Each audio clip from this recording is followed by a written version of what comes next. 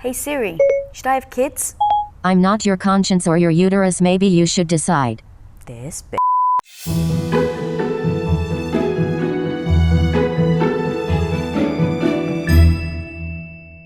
Growing up Greek Orthodox, it was just assumed that being a woman meant that I was going to be a stay-at-home wife and have like 4 children. It didn't occur to me that not having kids was an option. It was just assumed that I was going to be a stay-at-home mother. Until as I got old and I started to question, do I actually want kids? And so Googling it and YouTubing it, like there's nothing out there that tries to help people who are not sure decide whether they should have kids or not. So I decided to make a video. Right, Works? She agrees. So tip number 1 is be okay with asking the question, is it okay if I'm only a mother to my fur baby? Give yourself permission. All right guys, tip number 2, which I found freaking impactful. Ask yourself this, what does an average Wednesday look like? Because what it actually does is it takes away the emotion of what you're feeling about having kids, whether it's great or you're scared, it takes that away and it actually just looks at the realities of having kids. So take a Wednesday, look at the morning, what do you do? What do you do when you wake up? Do you want to do that? For me, I freaking love my job. I love it. So when I look at an average Wednesday, I think to myself, oh, okay, I'd have to take the kids to school. Or what if they're too young? Do I get a nanny? Do I work part-time? What I love about this is that it allows me to not be surprised of what it's actually going to take if I decide to have children. Asking that question freaking made all the difference. Try it. Alright guys, tip number 3. Now that you've looked at the really small details of what an average Wednesday looks like, now go back and go wider and look at what the next 5, 10, 20 years look like for you. For me, it brought up the fact that I was actually worried and scared about what if I regret it? What if in 5, 10, 20 years, I regret my decision to not have children?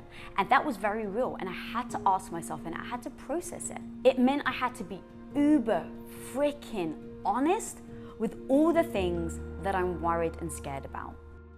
What's your purpose? What is your legacy going to be if you don't have kids? Are you less of a woman without children? You're running out of time. Who on earth are you going to leave your money to? Your dogs? You're going to die alone. Don't you want a little Tom running around? Be legendary. Your biological clock is ticking. And the ones that really hit me, guys, was the dying alone. I had to ask myself, what if my husband dies?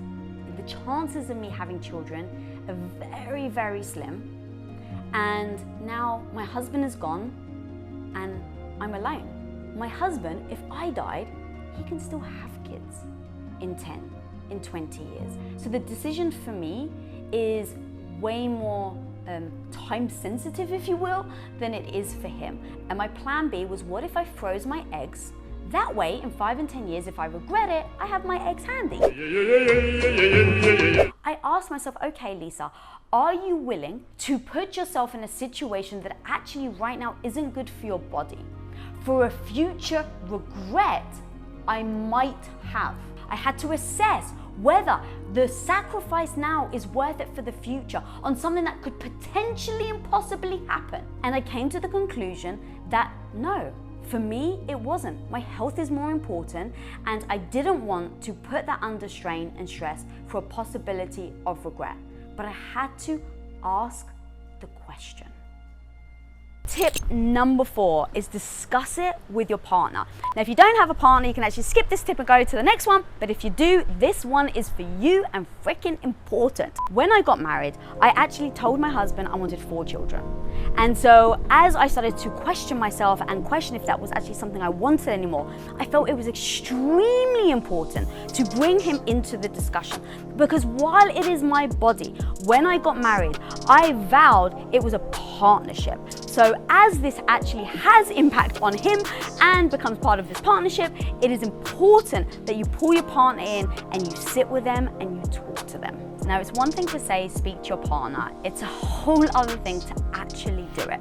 So there are a couple of things that are really important when you approach your partner that you must remember to set this conversation up for success. So the first thing is, no matter what you do it when you're emotionally sober.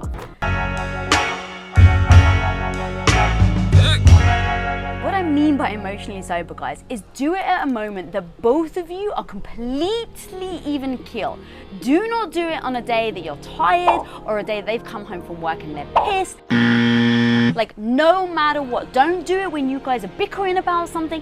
It has to be at a time where you both of you are in good moods. That way you're not letting your emotions take over if the discussion starts to get a little heated. Oh man, I can't freaking believe that happened. So the second part to this is make sure that you give your partner space to be extremely and 100% honest with you, because they may say things that you don't like. They may say things that you don't agree with. But the point of this is to actually have a very open communication between the two of you so you can be so honest about how you're feeling. So just make sure you're not coming into it defensive. Literally open up your arms. Because once you're able to do that, and once you're able to have the discussion where you're both looking at it with the same lens of hearing each other out and asking, is this right for both of us? And lastly, guys, for me, partnerships really are a two-way street, and Tom and I had agreed on that the moment we got married.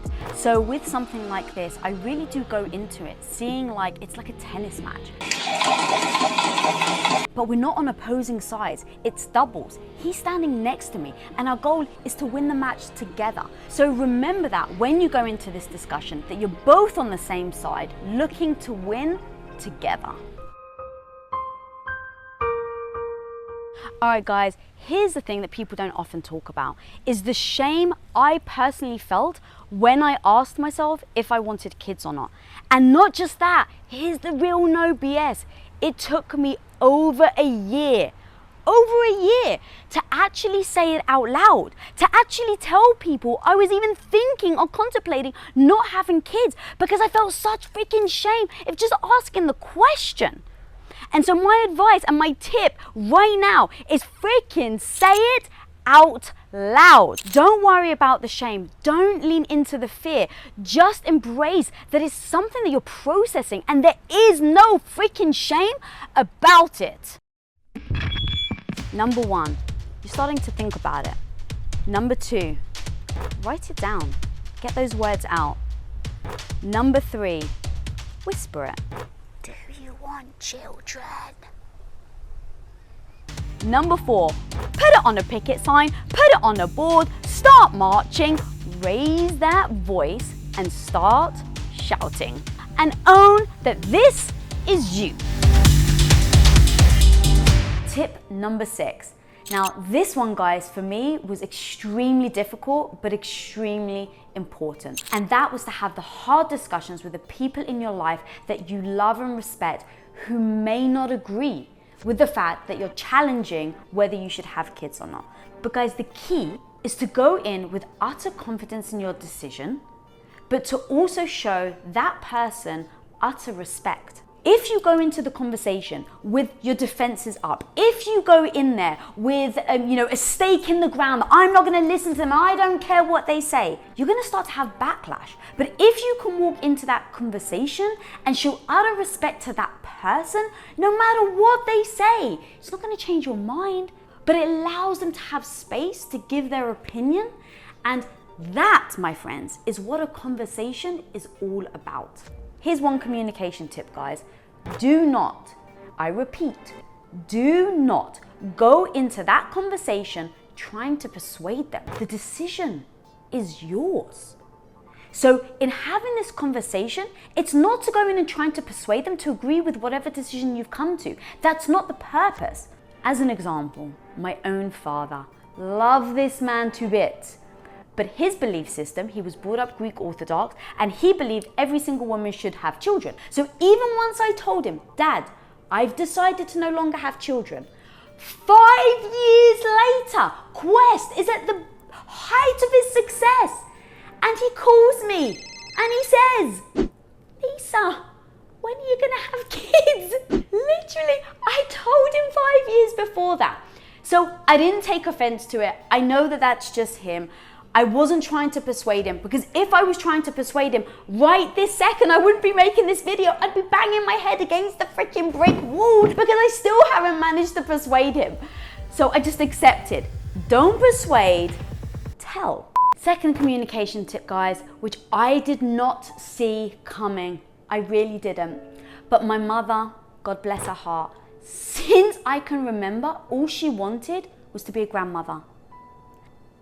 Now, my mum has given up her life for me, her children. Like literally, she gave up her career for us. And the one thing in her entire life that she wants is to be a grandmother.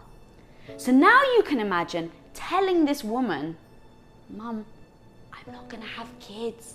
I knew it was gonna break her heart. So my instinct was to go in and try to persuade her not to feel the way she felt. I know you're upset, but it doesn't matter, Mum, I've decided and I'm happy. To try and shut it down. But that doesn't work.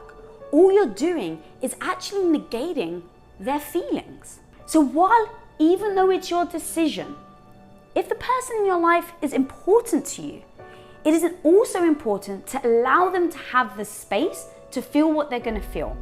And with my mother, I realized she needed space to grieve. Her whole life, she thought she was gonna be a grandmother. And here I am saying, I am no longer going to facilitate this dream of yours.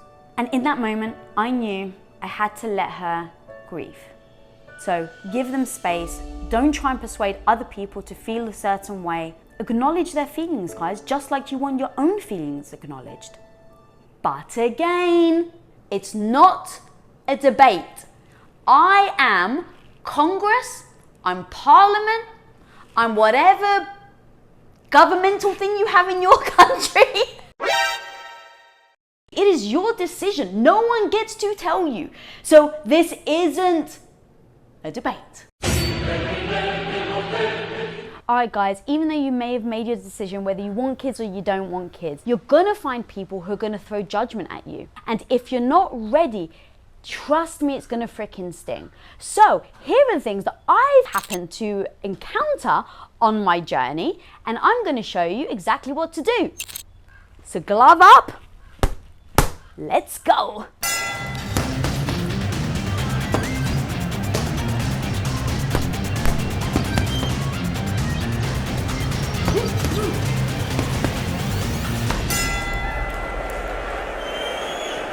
Alright guys, as you can see, I can definitely have some fun with this. But the truth is, the reason why I have fun is I could get really freaking upset over someone telling me that I'm selfish for deciding to not have children.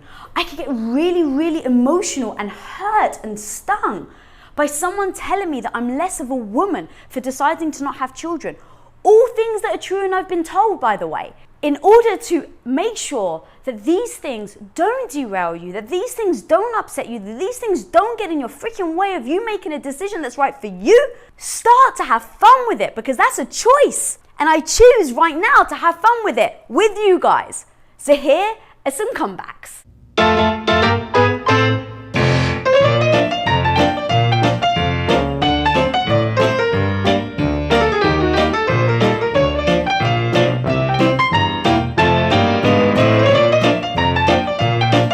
Have kids, don't have kids. Either way, the freaking decision is yours.